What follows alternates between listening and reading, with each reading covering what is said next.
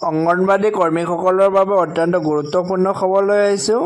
ICDSৰ সোণালী বৰ্ষৰ দিনা অংগনবাড়ী কৰ্মীসকলে চৰকাৰৰ ওপৰত বৃহৎ ক্ষোভ ব্যক্ত কৰিছে। চৰকাৰৰ ওচৰত তেওঁলোকে বাৰম্বাৰ বিনম্ৰ অনুৰোধ জনোৱাৰ পিছতো চৰকাৰে যিহেতু তেওঁলোকৰ দৰমহা বৃদ্ধিক লৈ কোনো চিন্তা চৰ্চা কৰা নাই, সেয়ে লৈ তেওঁলোকে তীব্ৰ আন্দোলন কৰি আহিছিল।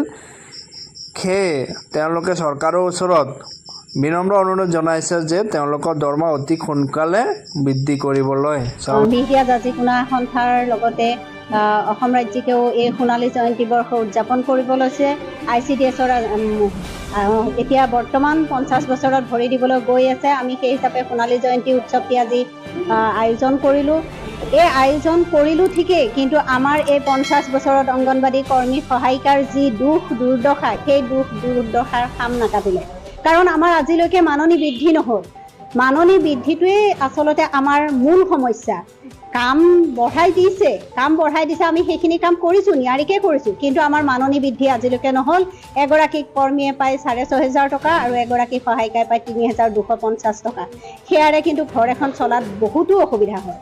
এই মঞ্চৰ পৰা মাননীয় মুখ্যমন্ত্ৰী মহোদয়ক আমি আহ্বান জনাইছোঁ, যাতে আমাৰ দুখ দুৰ্গতিৰ প্ৰতি লক্ষ্য ৰাখি আঁচনিখন নিয়াৰিকৈ আৰু যাতে চলি যাব পাৰে, দীৰ্ঘায়ু কামনা কৰিছোঁ।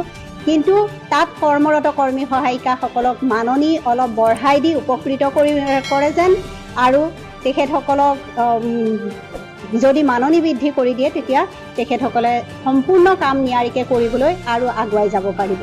লগতে আমাৰ কৰ্মৰত কৰ্মী সহায়িকাসকলৰ পদোন্নতিৰ ব্যৱস্থাটো আমি মূল দাবী হিচাপে লৈছিলোঁ।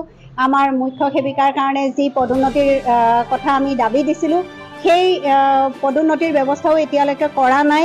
তাৰ কাৰণেও আমি দাবী দিছোঁ অতি সোনকালে যাতে মুখ্য সেৱিকাৰ যিটো পৰীক্ষা আছে সেই পৰীক্ষাৰ ব্যৱস্থা কৰে, আৰু লগতে সহায়িকাসকলৰ বয়সৰ সীমাটো অতি সোনকালে উঠাই দিব বুলি আমি আহ্বান জনালোঁ। আৰু অংগনবাড়ী কৰ্মী সহায়িকাৰ কামৰ দিশৰ পৰা চাই অতি সোনকালে নিয়মীয়া কৰ্মচাৰীৰ যাতে অংগনবাড়ী কৰ্মী সহায়িকাৰ এনেধৰণে খা খবৰ পাবৰ বাবে আমাৰ চেনেলটো ছাবস্ক্ৰাইব কৰিব, লগতে বেল আইকনটো কৰিব।